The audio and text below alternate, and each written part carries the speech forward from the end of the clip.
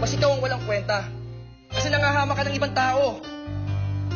Alam mo, tama na to. Ayoko na makipagtalo sa'yo. Magmula ngayon, maghiwalay na tayo. Ganun na lang yun. Hindi kita pakakawala ng basta-basta dyan. Hindi tayo maghihiwalay. Hindi ka makikipag-break sa akin. Kasi masama siyang tao. Kaya nilalayo ka namin sa kanya. Hindi siya mabuti. Kaya wag po kayo magtitiwala sa kanya.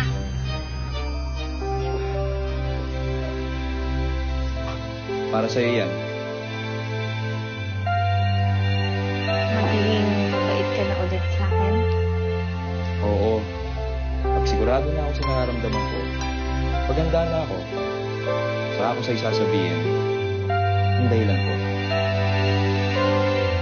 Ay, alam mo ba kung sino yung gusto ipalit sa akin ni Jen?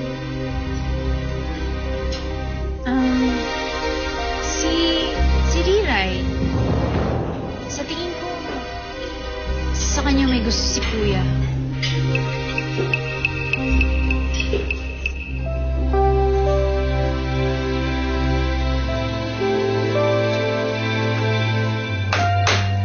Hoy, Riray. Ikaw ha, hindi mo sinabi sa akin, pinikyan ka pala ng bulaklak ni Kuya Jan. Si Shane ang nagsabi sa'yo? Sino pa bang machichismis sa akin to? Si Shane lang naman ang chismosa dito. Ang swerte mo, Riray.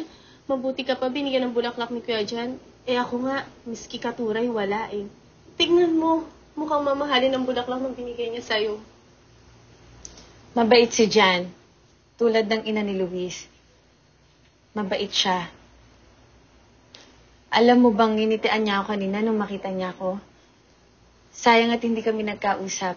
Dahil hinila ka agad siya nila Unggay. Alam mo, hindi ko nga alam kung paano napunta yung Unggay na yun at si Mumay sa bahay ni na Tita Vivian eh. At kung paano sila nagkakita. Galit sa akin si Mumay. Pero iniwanan ko siya sa gubat.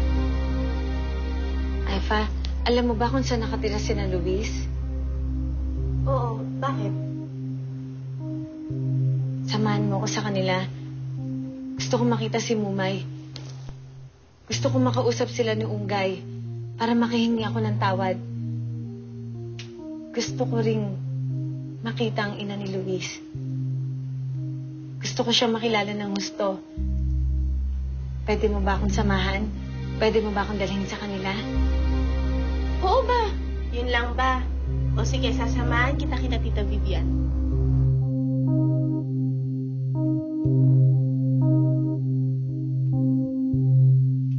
Mami, bakit kising pa po kayo?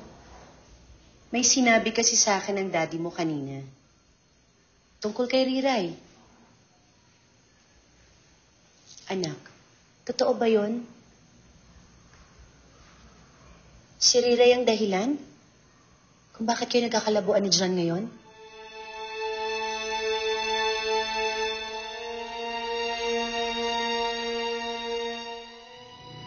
Riray, anong ginagawa mo? Malamig dito. Ba't hindi ka pa nagpapahinga? Hindi pa ako inaantok. Tsaka sanay ako sa lamig. Mas malamig pa nga sa gubat kaysa dito eh.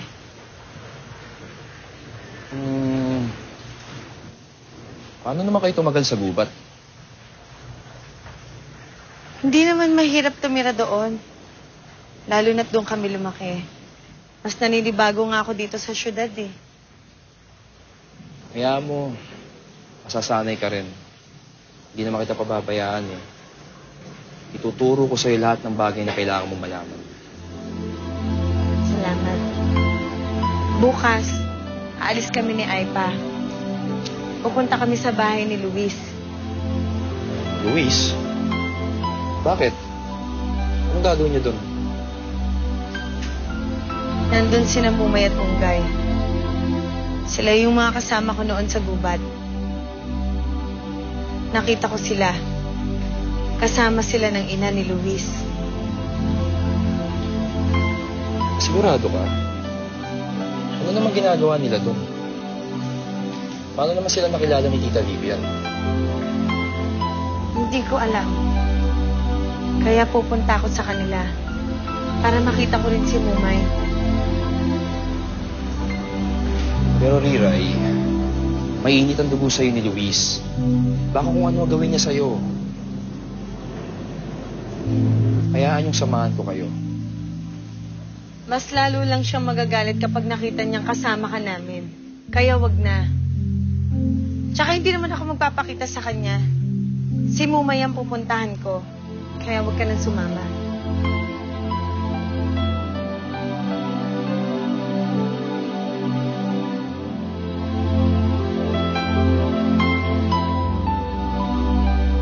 Hindi mo sinabi sa akin ni John kung ano yung totoong dahilan kung bakit gusto niya makipaghiwalay sa akin. Pero alam ko naman kung si Rira yun eh. Anak, paano ka nakakasiguro? Mami, si Izzy na ho mismo yung nagsabi sa akin. Nahalata niya na may gusto si John kay Riray. Kaya anong gusto niyo gawin ko ngayon? Magtanga-tangahan pa? Luis, sige. Kung totoo ngang may gusto si John kay Riray, hindi naman magiging dahilan yun na inagaw na ni Riray si John sa'yo. Mami, may gusto rin si Riray kay John. Kaya sigurado akong inakot ni Riray yung boyfriend ko. Para ma-develop sa kanya. Sa itsura ng babae niya, halata namang mga agaw siya eh. Wala akong tiwala doon. Luis, hindi mo alam ang pagkatao ni Riray. Hindi ka dapat nagsasalita ng ganyan. Mami, mas hindi niyo po siya kilala. Basta pang tao yun. First meeting pa nga lang namin eh. Tinulak niya na ako sa pool. Kaya amoy akong basang-basa dito ah. Baka naman hindi niya sinasadya yun. Mami, ano ka ba naman? Bakit mo siya pinagtatanggol? Sino bang mas kinakampihan niyo? Ako na anak niyo? O siya na hindi niyo naman kadugo? Luis, hindi sa ganun. Gusto ko lang alam ko kung anong totoo. Pwes sa akin kayo maniwala. Kasi totoo naman yung sinasabi ko eh. Huwag kayong magpabulag sa itsura ng Riray na yan na inosente. Dahil masama siyang tao. Kaya hindi kayo dapat makipaglapit sa kanya. Riray, sa Amazon ang ika'y galing-galing. Riray, sa Amazon ang ika'y galing-galing. O, Beth, kain ng kain, ha? Masarap? Masarap, di ba? Oo, masarap. Tingin mo naman, best, oh. Nakaapat na ako na kanin, no? Wow! Sabi na ako, magugustuhan mo yan, eh. Di ba, tomorrow, ipagluluto pa kita ng mas masarap pa dito. Dito ka na naman bukas? Ayaw mo. Ay, hindi. Okay lang. Okay. Si Luis kaya? Masarap kaya siya magluto. Si Luis? Sa itsura niyang yun? Eh, senyorita eh. Malamang hindi marunong magluto yun. At kung sakaling marunong siya magluto, hindi masarap yun. Matabang. Hindi masarap. Yuck. Pero, Okay lang yun. Kahit hindi masarap, kakainin ko pa rin. yeah. Uubusin ko pa. Dahil mahal ko siya. At para sa akin, masarap ang ginagawa niya.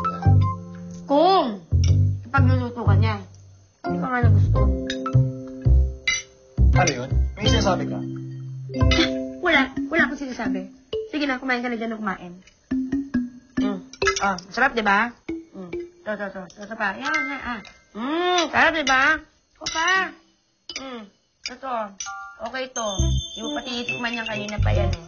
Puro ka nito eh. Make sure na hindi mapapahamak si Riray sa pupuntahan niyo bukas. Kaya bantayan mo siyang mabuti. Oo naman, kuya, no? Saka isa pa. Siga kaya yung si Riray, kaya hindi yung mapapano.